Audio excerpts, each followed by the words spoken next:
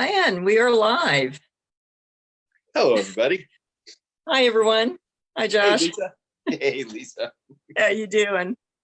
I am doing all right. Happy May Day and a very festive Beltane.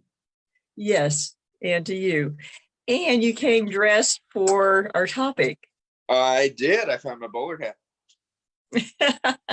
Everyone's wondering why a bowler hat is appropriate.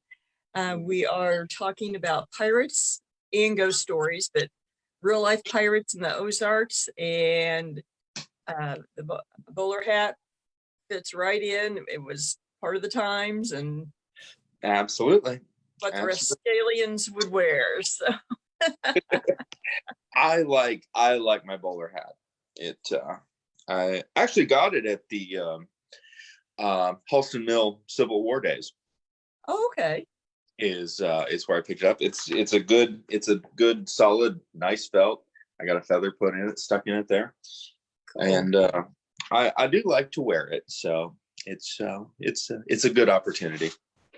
Exactly. And back in the day it would have been a good place to hide those aces, Exactly. Card table.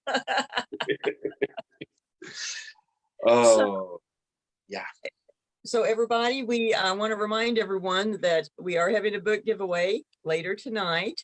And yes, if you have not put your name in the hat, so to speak, go to the post with the picture of Play Child Doctor, which is Josh's novel, and follow the instructions. They are real easy. And yes, you'll get your name in to win a signed copy. And so, I'm not a magician, because I keep putting this in my hat, and yeah, I can't put my name in the hat, so I just put the book in the hat. Sounds good. I trust then you're not going to cheat at cards either then. Absolutely not.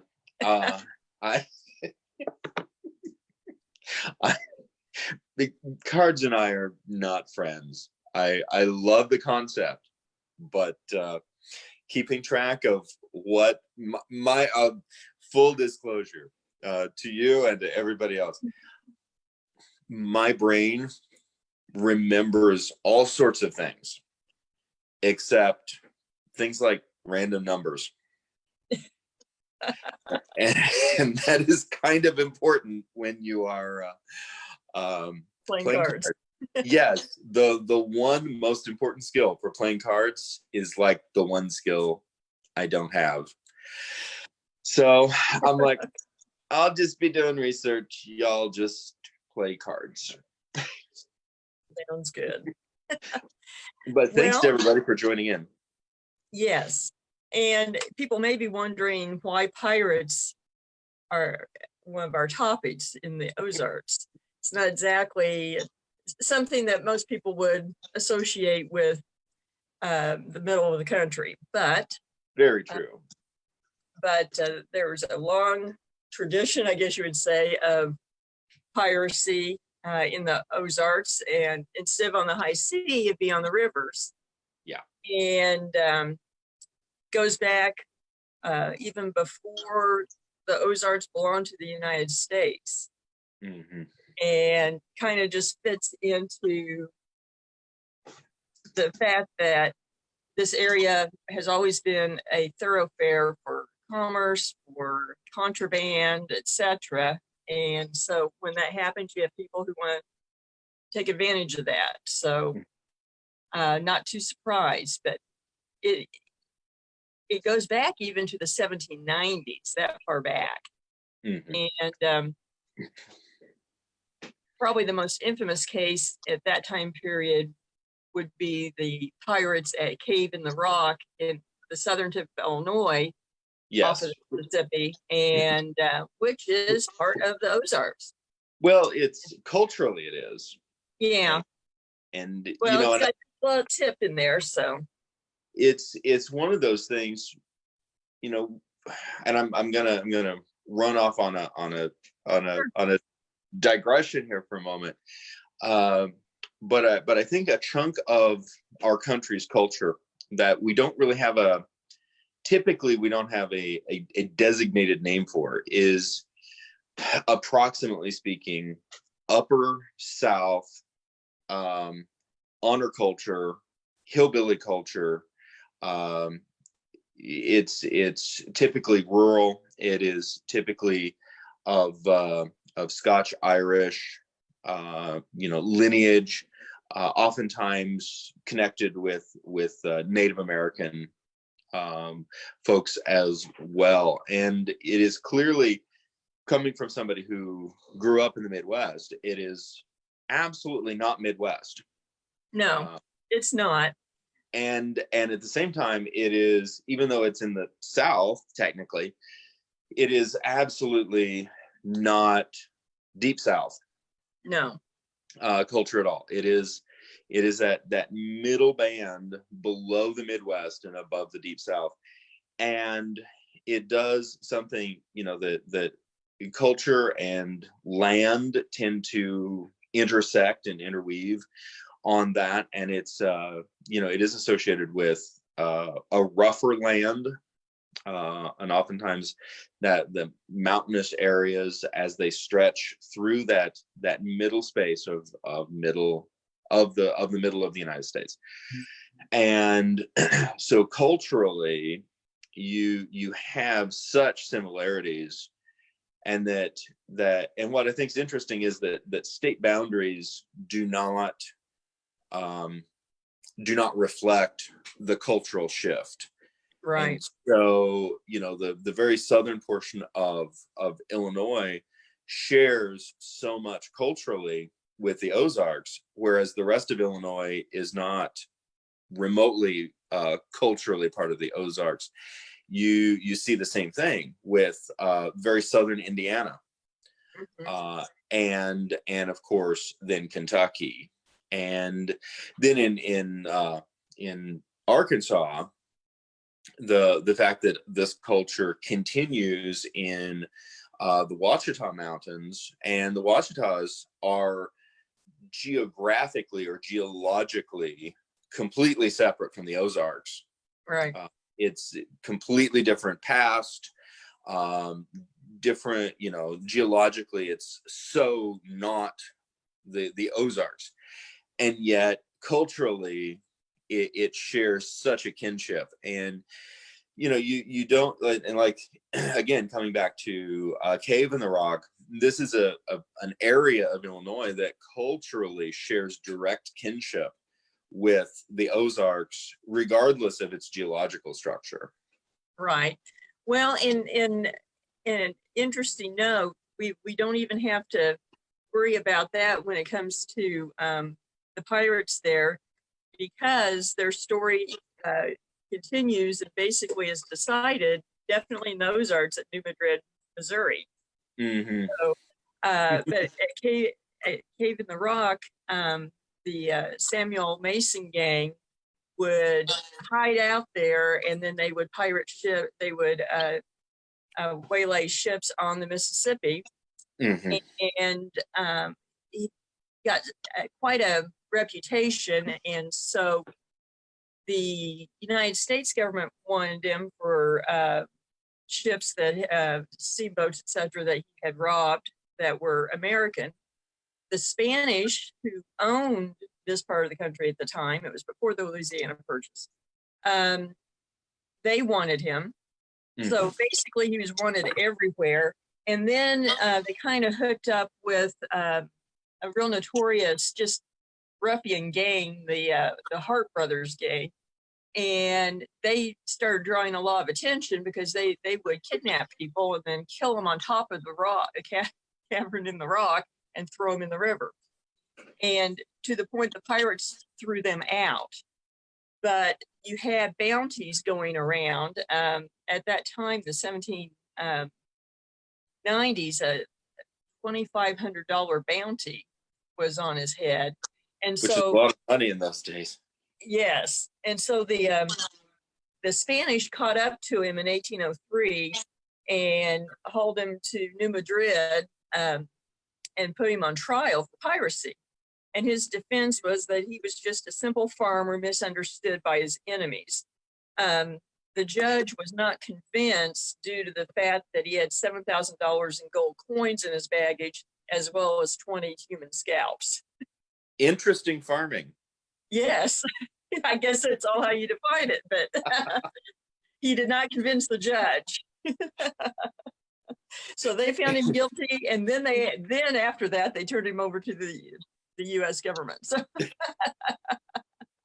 well, even though that defense clearly did not work, I'm still like, I want that to be my defense on everything, yeah, regardless. Farmer. I am just a simple farmer. Just watch what's in your baggage. I think is the lesson there.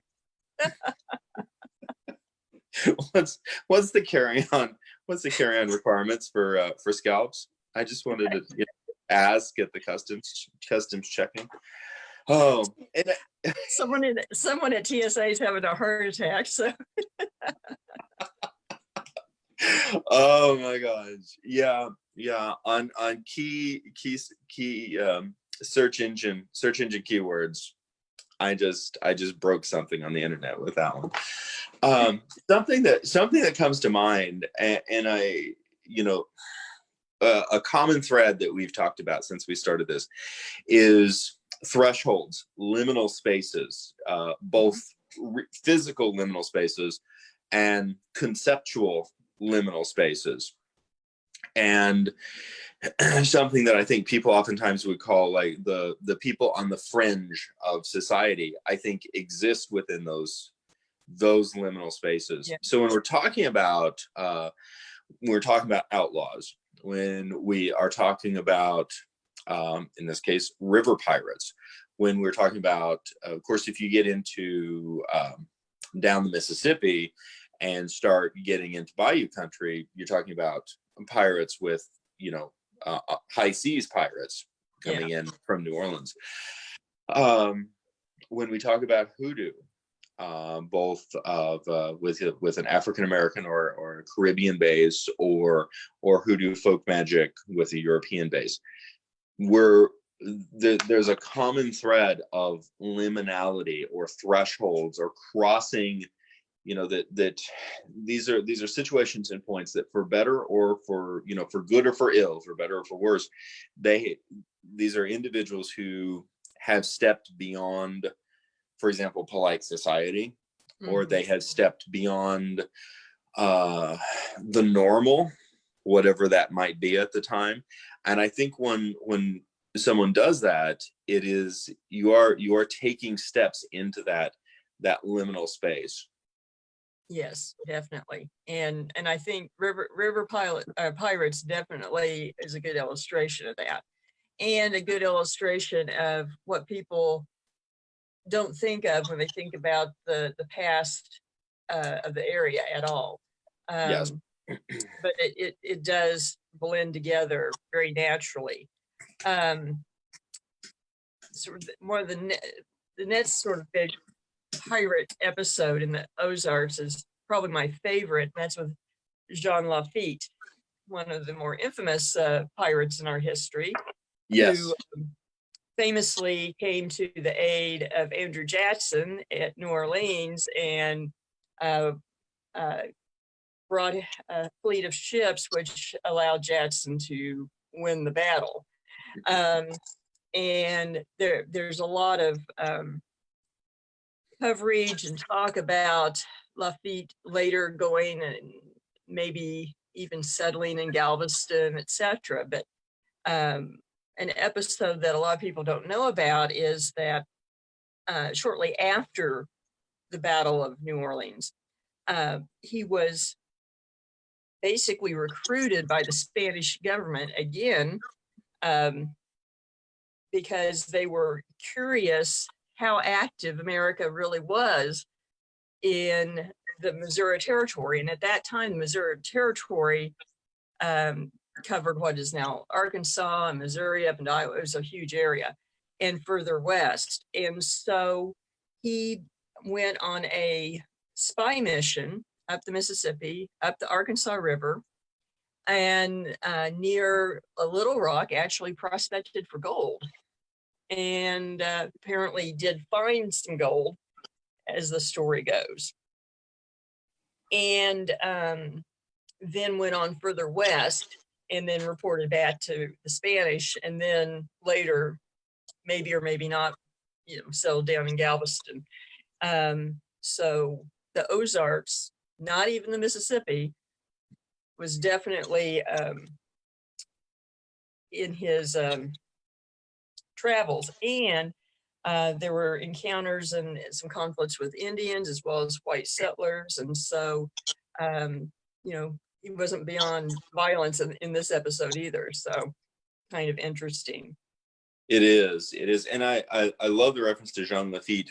One of the things that we didn't have time for on the Instagram video, but I actually collected a Louisiana ghost story, but I collected it here in the Ozarks from individual who has been in the Ozarks most of his adult life.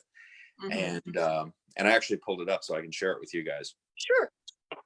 And it's a fairly short story, but I collected it from Louis Darby. And for individuals unfamiliar with Louis, he is a great fiddle player and was fiddle player with Cajun Connection at Silver Dollar City for many, many years. And one of the very, very first interviews that I ever did for State of the Ozarks back in the early days in 2007, and he gave me this ghost story, cool. Which is, interestingly enough, titled "The Pirate of Point Crescent." Oh. And so this is the story, and this is how Louis began it. He said, there's always a story. My dad used to tell me a ghost story about Madame Crescent, a lady of the plantation house. She used to entertain the pirates who sailed up the bayou, as it was the highway in those days. And Dad said that even Jean Lafitte would come up, and that Grandpa knew him. Oh, well, the pirates would come up to Crescent Point to gamble with Miss Hippolyta, Madame Hippolyta Crescent, and she was not a lady. I suppose she was very much a lady of the plantation before her husband died, but after, she didn't have a choice but to become the plantation owner, and therefore she was known to drink whiskey and smoke cigars and gamble with the pirates. As owner of Point Crescent, a cotton plantation, she also owned slaves. And those slaves would serve the guests whiskey while they were at the card table and signal Miss Hippolyta as to what each person was holding. And, I dare say, I think she made more money as a gambler than as a plantation owner. But that's speculation. Years after, Jean Lafitte's men were disbanded, and some of them remembered Point Crescent and Miss Hippolyta. They came, and of course, at this point, she would have been a much older lady. Mm-hmm. The pirates came in the middle of the night, forcing their way into the house, and the lead pirate met Miss Hippolyta at the top of the back stairs. "What do you have in your apron?" he demanded, holding a gun on her. "All my money," she answered, throwing it open and spilling the loot on the floor. "Just take it." The pirate bent down to pick up the money, and when he looked up, she shot him right between the eyes, because she had a revolver under her skirts as well. Miss Hippolyta dragged the pirate under the stairwell, and he was there for 3 days till the constable came to document what had happened. My dad used to say that it was still told whenever the pirate's ghost walks the old back staircase at Crescent Point, his blood will recongeal, bubbling up out of the floor and flowing down the stairs. Oh, wow. Now that is quite a story. When I collected that story, again, like I said, probably first week of being down in the Ozarks collecting local stories, I was quite convinced I'd hit the jackpot. So yes. Many thanks to Louis for sharing that with me. Oh, definitely. That's fantastic. But it just reminds me that, again, even though we have a unique cultural area, it was a thoroughfare, and so the pirates from the Gulf and so forth, they came through here. A lot of times it was the same men who you hear the tales of, the romantic tales of pirates. A lot of those same pirates sailed the Mississippi and other rivers. Mm-hmm. really didn't make a difference as wherever the money was at the time. Absolutely, absolutely. And and I think it's is something, especially when we get talking about the past, even relatively recent past, that we oftentimes don't wrap our heads around, is the fact that a lot of these individuals traveled extensively throughout in some cases all over the world, but certainly in the opening days of the United States, there were many individuals. Travel was very difficult, and there were many individuals who stayed very close to home. Right. But there were other individuals who ranged all over the country and into portions of the country that at the time were not the United States. Well, and this tradition of piracy on the rivers in the Ozarks continued through the Civil War period. Mm-hmm. A later pirate was John Burrell, who traveled the Arkansas and Mississippi, the Cato River, etc. And he also ended up with a bounty on his head and dying in not really clear circumstances. And he had a biographer who actually was with him when he died, and no one really knows if it was part of the story embellished or not, but he definitely did exist and caused havoc for the citizens, and particularly the farmers, apparently. And so, and although this was quite a ways after Samuel Mason, the didn't even try to claim that he was a farmer or something else, but came to an untimely end as well, which did happen with a lot of the pirates. So this was a tradition that went on for probably 100 years. Mm-hmm. And it also illustrates something many people don't realize: the scope of the Ozarks. Yes. And we talked about this a little bit on Wednesday. The fact that the Ozarks are bordered on the north by the Missouri River, on the east by the Mississippi River, on the south by the Arkansas River, and then of course the White River cuts right into the heart of the Ozarks. And the original path of the White River is 2 miles from my house, right? So, which it's now Lake Taneycomo, but it's still the White River under there. Well, it certainly is. And then in countless other rivers too that aren't navigable now, but even 150 years ago they were navigable to steamboats, etc. And so you had a lot of tales of either pirates or gamblers, taking advantage of people, etc. And it was just part of what could happen if you travel.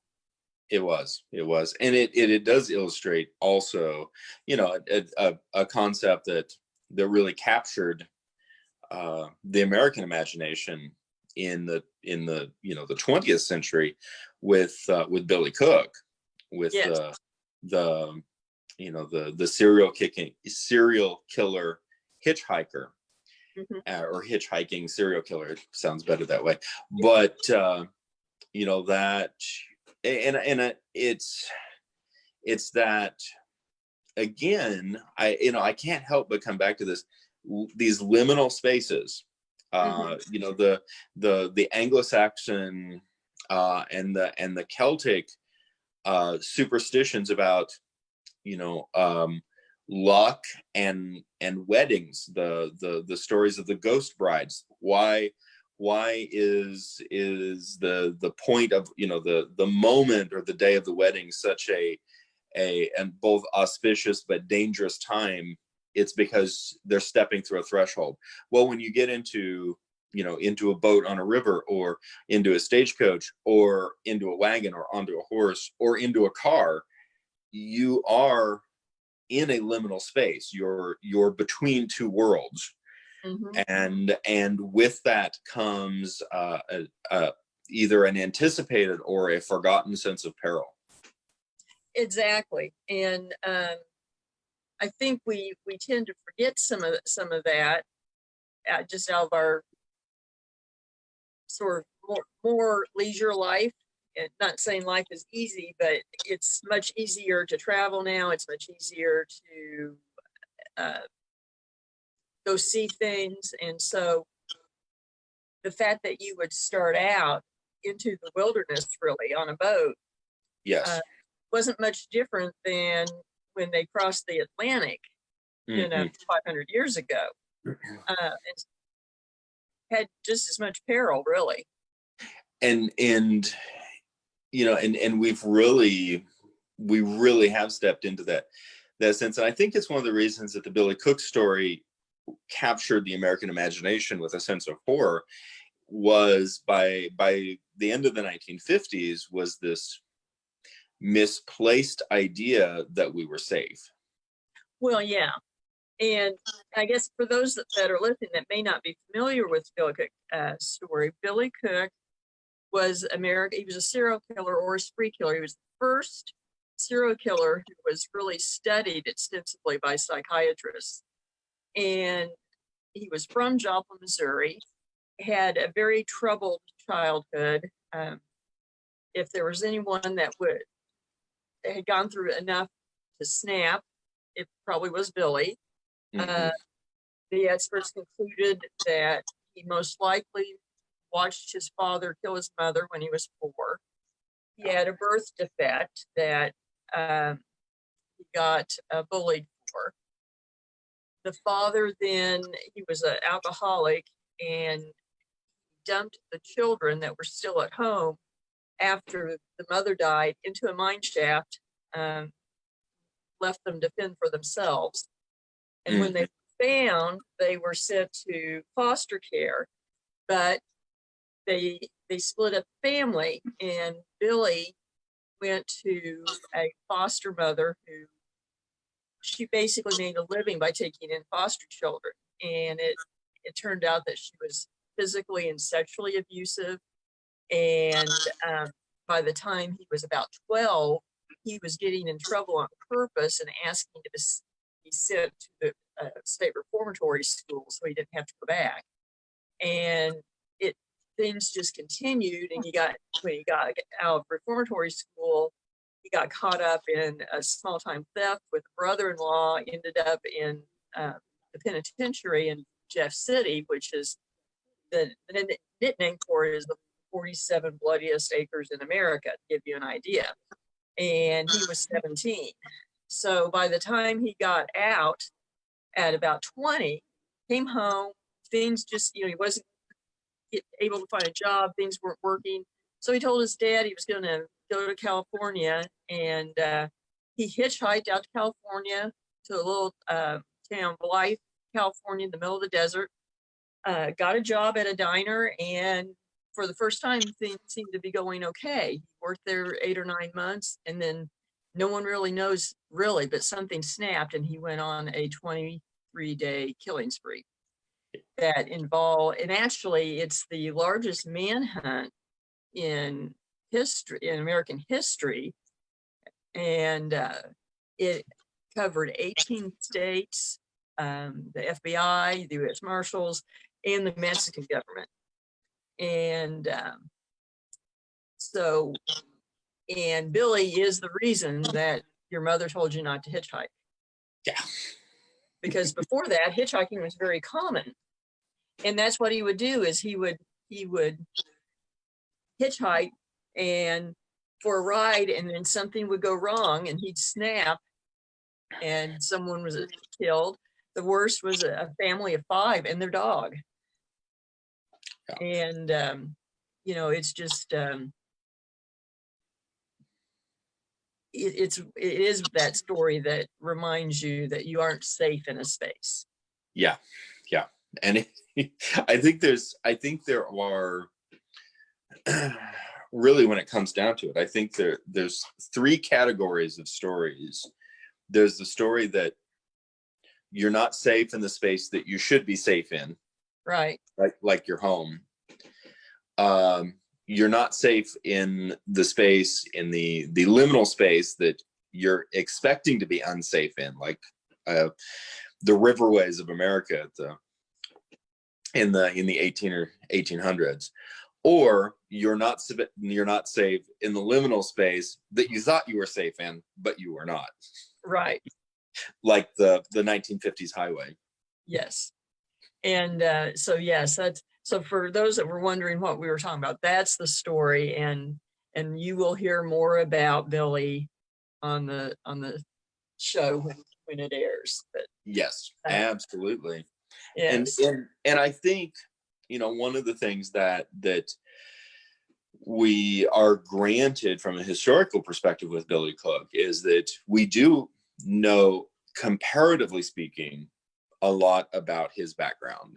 Yes. And I think if one were to be able to go back in time and have the opportunity to safely dig into the histories of some of these, for example, turn of the 19th century outlaws and pirates, there's a reasonably good chance that their stories would be very similar in terms of formative years and things going on, and those trigger points to cause somebody to snap and not necessarily ever get put back together. Exactly. Or just to go in a direction that maybe they hadn't intended originally. Yeah. A good example of that, and that involves the Ozarks, is actually Wild Bill Hickok. Wild Bill grew up in Illinois, and he ran away when he was 18 because he was working, and it was down at the river. I forget, they were ferrying something, and he and another fellow got into an argument and were in the water, and the guy went under the water, and Wild Bill thought he had killed him. So he took off and left, not knowing that the guy was pulled out of the river a couple minutes later. So, if that hadn't happened and he hadn't run away, basically thinking he was a murderer, you might not have had Wild Bill Hickok. Absolutely. And you think about that again, it's those moments of those places that you're butting up against deep trauma and or the unknown. And it's so easy to read a paragraph in Wild Bill's life, a biography, and say, oh, he got into a scuffle and he thought he'd kill somebody, but he hadn't. And it's such a bland paragraph until you start to explore that and you think about the emotions that would be going through your head at that time, and the idea that something got out of control and you committed murder, and now you're going to pay for it, and the only thing to do is to point your horse west.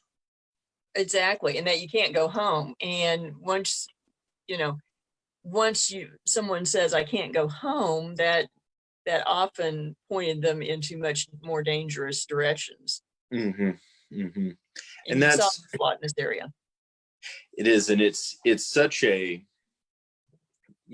home has so many connotations to it, so many connotations of safety. And then of course we have stories, especially paranormal stories, where home is suddenly no longer necessarily that safe place. Right. And that can be incredibly unsettling. Of course, you founded Paranormal Science Lab, and we talked a lot about that on the last video. But this is I don't think this is a question I don't think I've asked you before. In terms of homes, or those places that we normally think of as this is supposed to be this safe place where we can come home to, have you ever had an investigation of a home where it was genuinely troubling? Genuinely troubling. Have had a few where it was genuinely troubling to the owners. Yes. And I think for me, because I'm not in that home, I'm not having to deal with it all the time, it's a little more objective. But I think the ones that are very unsettling are when you have new construction and then there's paranormal activity. I think that really kind of freaks out people more than anything. They feel like, well, if I'm in a 100-year-old house, I'm not surprised that it has a ghost. But, you know, this was built in 2013. There was nothing here before that I know of. And we see a man walk down the hallway. So I think those are the more unsettling ones a lot of times. Yes. But really, the reason it tends to be unsettling is because there's not a ready explanation for us to say, oh, I understand that. Yes. And again, it's that not being safe and where you expect to be safe. Because most people think you're safe from a ghost if you're in a brand new building. Why would they be there? Well, lots of things happen on land, or maybe something happened down the block or something. And activity doesn't necessarily just stick to four walls. And, those are the ones that, people tend to be the most freaked out about, I think. Well, and again, it's that sense of unanticipated peril. Mm-hmm. And we live in such a everything is new society. Mm-hmm. United States culture, separate from all the cultures underneath it, United States culture is so comparatively new, where things that we think are old are obviously not old in the old country, right, at all. And so we have this sort of this sense that if it's new, if it's fresh, you're starting from a clean slate. And even the concept, almost the concept of arrogance, that nothing has been here before. Right. That's usually the case, that the idea that it has to be safe. Yeah. And it's in most paranormal activity is not really negative. Even, I should say. Usually they're kind of doing their thing just like you're doing your thing, and you just kind of overlap at times. But I think that's a situation that unsettles people probably more than anything, because it's that sanctity of I control what happens here because I built it. It's 2 years old. There's no way something can be messing with me, but that does happen. It is very, very true. And so in your experience, because there's kind of perhaps a misconception that ghosts are tethered to a space. Right. What have you found in that regard? Not necessarily. And there are cases where people will see the same apparition in different places. Downtown Carthage, Missouri, for instance, there's a little girl that is seen in a lot of buildings downtown. Mm-hmm. The connection between them is that every place that she's seen originally had entrances to the underground tunnels. And we think we have an idea who it is, because there was an accident while the Opera House building was being built. They dug out the basement, but they hadn't pumped the water out yet. And a carriage accident happened and threw a woman and her young daughter into the water, and they washed away and they never could find them. And she is often seen looking like she's soaking wet. Mm. And sometimes audibly and sometimes caught on recordings, she usually is asking for her mother. The newspaper documented the carriage accident, but they didn't release the names. I really wish they had. But so she's seen over several blocks in various buildings. And so she definitely does wander. She's not just stuck at the building where she died. Mm-hmm.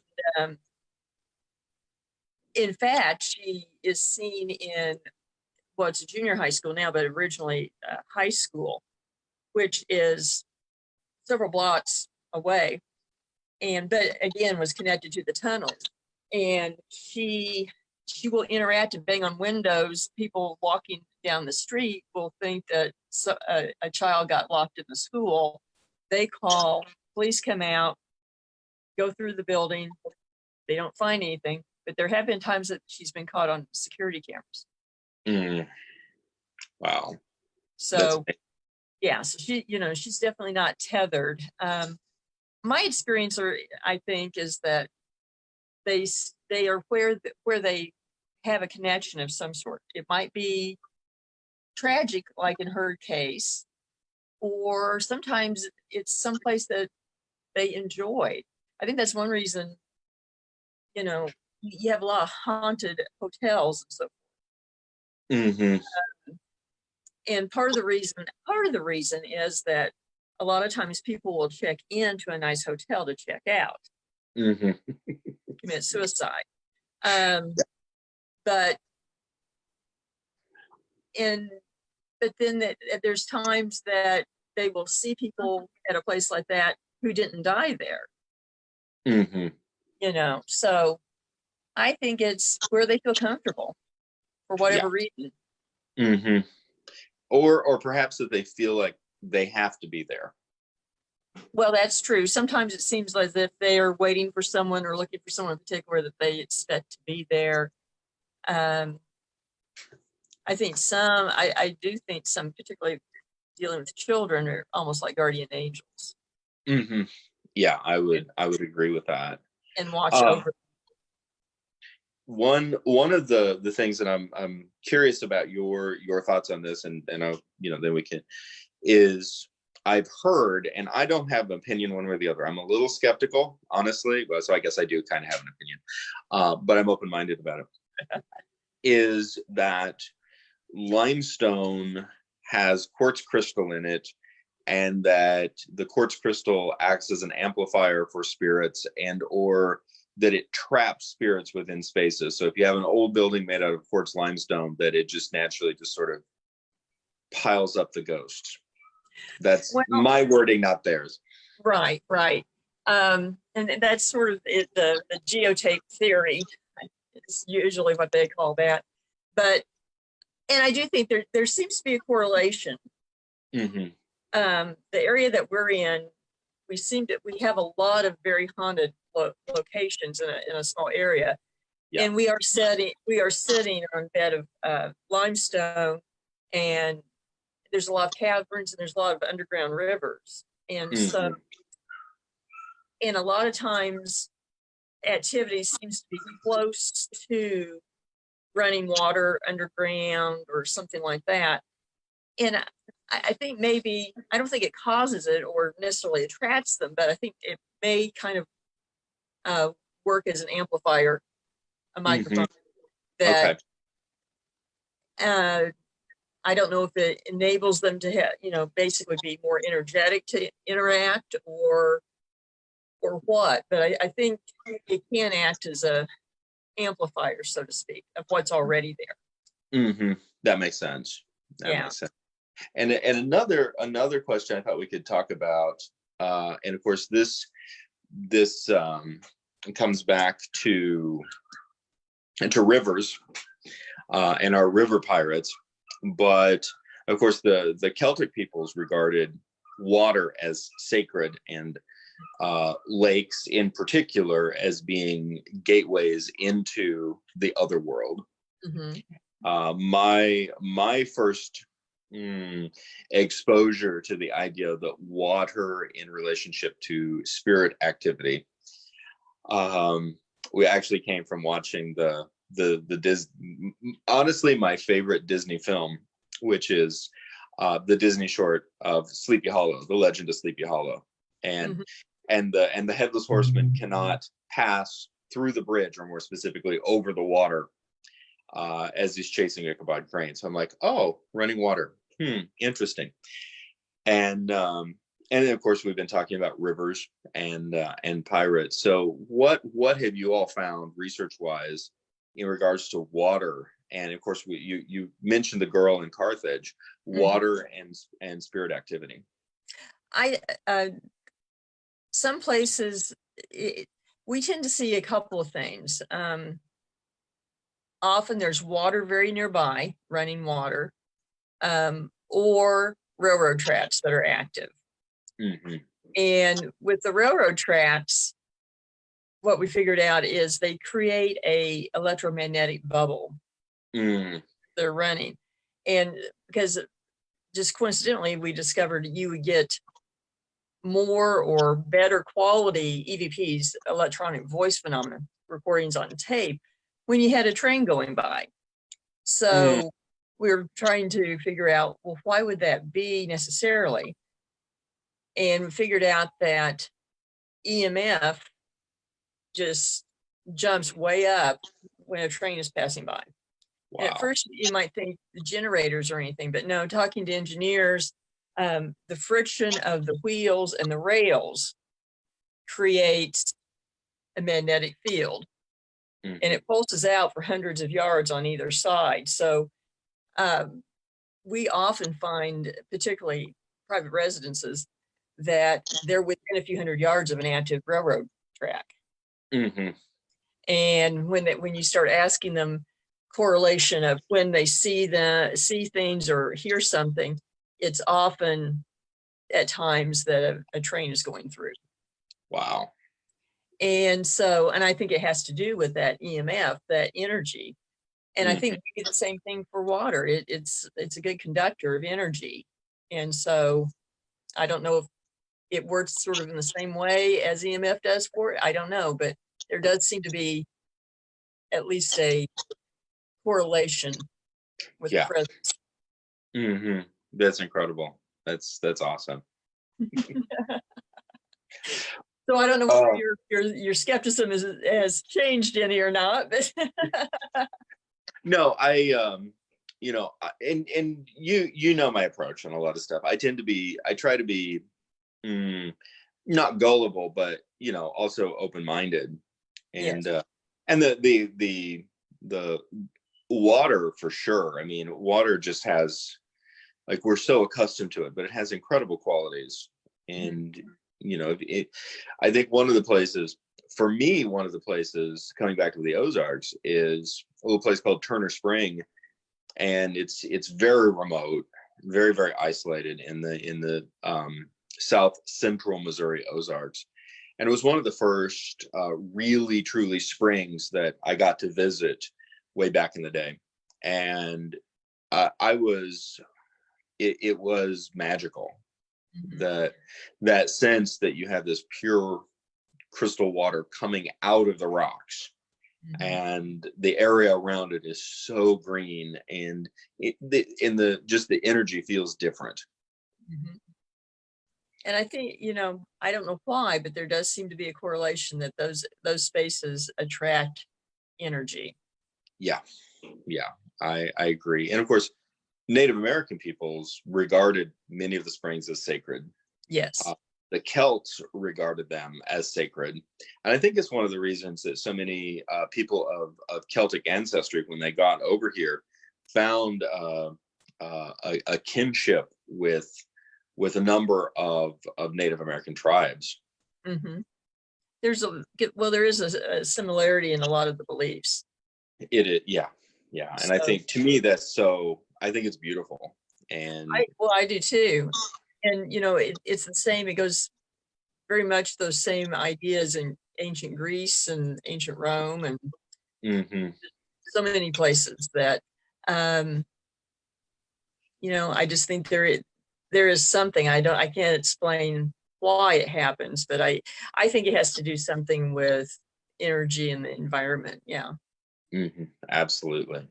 Well, we have been talking for almost an hour. Oh my! It's at 7:50. Oh wow! Probably better wrap it up. My book is available for domestic folks. On this one, it was so exciting. I was super thrilled. The last book giveaway went out to a winner in Algeria, which was super, super Awesome. And at the same time, after we got that done, my publisher said domestic only on the next run. So, so contiguous United States. If you want this book, follow the instructions. Yes. Yeah. Go find that post, and later tonight we will make the selection and notify the winner. And Absolutely. we'll be back here on Monday. Yep. For another discussion at 7 o'clock. And so if anyone has particular topics they're interested in, shoot us a message and we will cover what you're interested in. Otherwise, you just have to listen to what we want to talk about. So, which is always fun too. Yes. At least for us. Yes, but I like to hear what other people are interested in too. So I do too. Please comment. Of course, please like Dark Ozarks on Facebook and like Dark Ozarks on Instagram. That's dark_Ozarks. And we'll see you guys back here on Facebook Live on Monday night. Sounds good. Bye, everyone. Night, y'all.